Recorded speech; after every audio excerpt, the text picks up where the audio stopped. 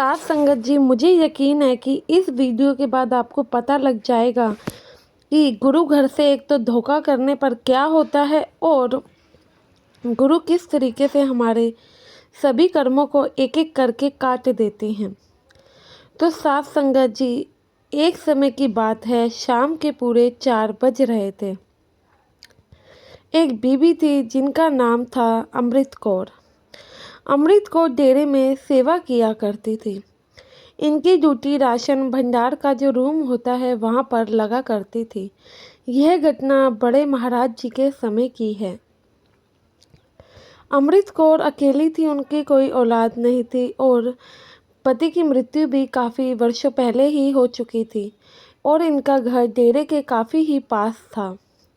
Daily ही अपने घर से डेरे आती सेवा के लिए और शाम को सेवा करके वहाँ से चली जाती।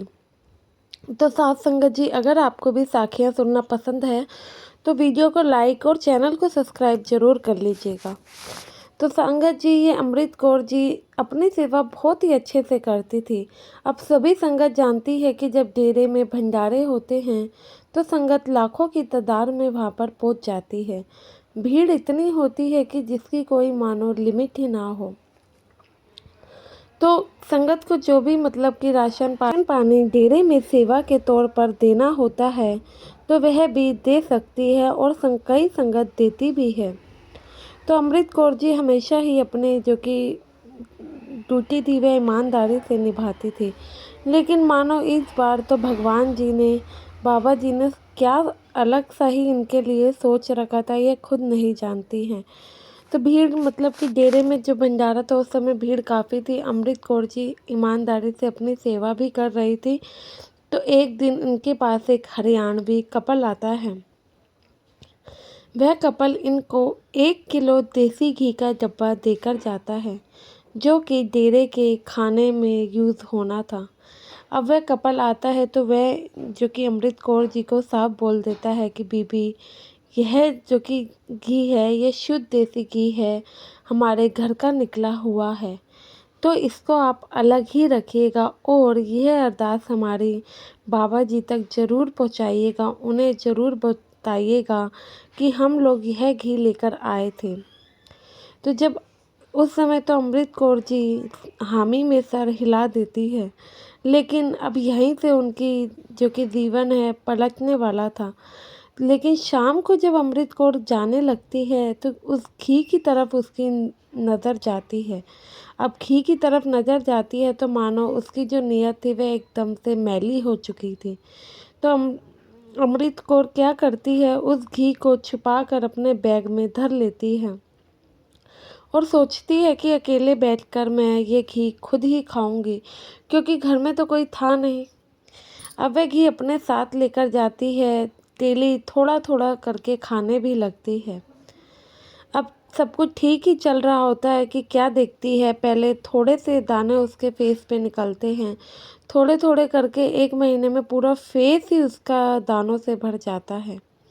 डॉक्टर को दिखाते हैं, डॉक्टर तो कहता है कि भाई ये तो तुम्हें एक अलग सी चेचक की बीमारी हुई है जो कि खाने की एलर्जी से होता है।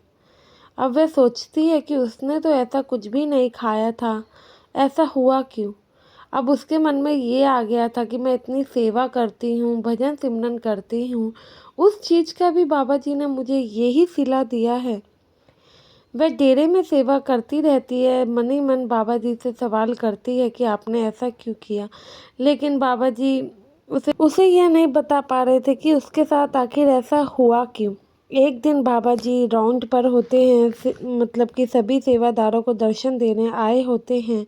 तो उस बीवी के पास भी दर्शनों के लिए गए होते हैं तो बीवी बाबा जी के पैरों में गिर जाती है, माफ़ी मांगने लगती है, कहती है कि हे सच्चे बादशाह, मैं नहीं जानती, पता नहीं मुझसे कहाँ गलती हुई है और मैं इतनी सेवा करती हूँ, भजन सिमरन करती हूँ, तब भी आप मेरी हालत देख सकते हो। कौन से मेरे ऐसे कर्मों का आपने ये मुझे फल बख्शा है, मुझे ज़रा बताइए। मैं जब भी भजन सिमरन पे बैठती हूँ आपसे पूछती हूँ, लेकिन आप तो मुझे कुछ इसके बारे में बताते ही नहीं हैं। वह बाबा जी के आगे काफ़ी गिड़गिड़ाने लगती है, रोने लगती है। तो बाबा जी सेवादार से कह के पहले तो उस बीवी के लिए पानी मंगाते हैं। अब बाकी सेवादारों के सामने उस बीवी का सर नीचे ना हो, तो बाबा जी पानी मंगा के कहते हैं कि कोई बात नहीं, आप जाओ, मैं देखता हूँ। बस बाबा जी का जो एक सेवादार था वो ही बाबा जी के साथ खड़ा होता है। तो बाबा जी अमृत कौर को कहते हैं कि बीवी, याद है तुम्हें थोड़े दिन पहले एक हरियाणवी जोड़ा आया था जो कि देसी घी का डब्बा लेके दे के गया था। वह देसी घी का जो डब्बा था उससे पूरे लंगर के लिए दाल बननी थी, लेकिन वह घी तुमने अकेले खाया। ऐसा तुम बताओ कि तुमने ऐसा क्यों किया। तो वह ये सुनते ही उसके कान खड़े हो जाते हैं। दोबारा से बाबा जी से माफ़ी मांगती है, कहती है कि बाबा जी ये इस वजह से हो रहा है, मैं तो समझ ही नहीं पाई थी, और भी कई बातें कहने लगती है। तो बाबा जी कहते हैं कि नहीं बेटा, ऐसा नहीं है। जो वह हरियाणवी जोड़ा था उसके पूरे घर वालों को चेचक की बीमारी थी, तो वह घी इसी अरदास के साथ दे के गए थे कि हे मेरे सद्गुरु, ये हम तुम्हारे चरणों में चढ़ा रहे हैं, हमारे परिवार की पूरी बीमारी ख़त्म कर दीजिए। अब वो जो घी था उससे तो पूरे डेरे के लंगर की दाल बननी थी। वह दाल जब बनती तो लाखों की संगत खाती, और यह बीमारी लाखों लोगों में बँट जाती, और हर किसी को पता भी नहीं लगता। संगत को एक छोटा सा दाना होता और वह ख़त्म हो जाता। लेकिन अब वह तुमने अकेले खाया है, तो इसलिए उसका इंजाम भी तुम्हें अकेले ही भुगतना पड़ रहा है। तो बाबा जी कहते हैं कि इस तरीके से उनकी बीमारी भी कट जाती, और संगत भी, मेरी संगत को किसी प्रकार की परेशानी भी नहीं होती। अब तुमने अकेले ही ये मुसीबत अपने सर पे मोल ले ली, वो भी खुद ही। तो बेटा, इसमें मैं आपकी किस प्रकार से मदद कर सकता हूँ, आप ही बताइए। आप डेरे में इतने समय से सेवा करती हैं, इतनी अच्छी डेरे की सेवादार हैं, आपको कभी डेरे से क्या किसी चीज़ की परेशानी हुई है जो आपको ये कदम उठाना पड़ा? आप इतने सत्संग सुनती हैं, सिमरन करती हैं, फिर किस लालच में आके, किस मुँह माया में जाल में फँस के आपने ये किया? क्यों आप अपने कर्मों को मैला कर बैठे? बाबा जी उससे कहते हैं तो वह काफ़ी रोने लगती है, कहती हैं कि बाबा जी मैं अपने रास्ते से भटक गई थी, मेरे को नहीं पता कैसे मेरा मन भटका। तो बाबा जी फिर वही, अब बाबा जी तो बाबा जी हैं, हम सब तो उनके बच्चे ही हैं ना। तो बाबा जी कहते हैं कि अब ये बीमारी एकदम से आई है तो ऐसे तो ठीक नहीं होगी, लेकिन मैं वचन देता हूँ कि थोड़े समय में यह तुम्हारी जो बीमारी है ये ठीक हो जाएगी। तो वह बाबा जी के चरणों में गिर के दोबारा माफ़ी मांगने लगती है और कहती है कि हे मेरे सद्गुरु, इतनी गलतियों के बाद आप मुझे माफ़ी दे रहे हैं, शुक्राना है तेरा।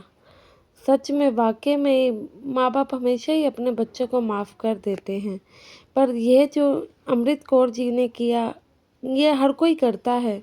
लालच हर किसी के मन में आ जाता है। कोई किसी चीज़ की लालच कर रहा है तो कोई किसी चीज़ की। करता क्यों है? कभी अपने लिए, कभी दूसरों के लिए। कर्म तो खराब होते हैं ना, कर्मों का भुगतान तो हमें ही करना है। तो हमें ये सब बिल्कुल भी नहीं करना चाहिए। तो साथ संगत जी, आशा है कि आप भी इन सब चीज़ों का ध्यान ज़रूर रखेंगे। लालच को कभी भी अपने मन पर हावी नहीं होने देंगे। वीडियो अच्छी लगी हो तो लाइक और कमेंट में राधा स्वामी लिखना ना भूलें।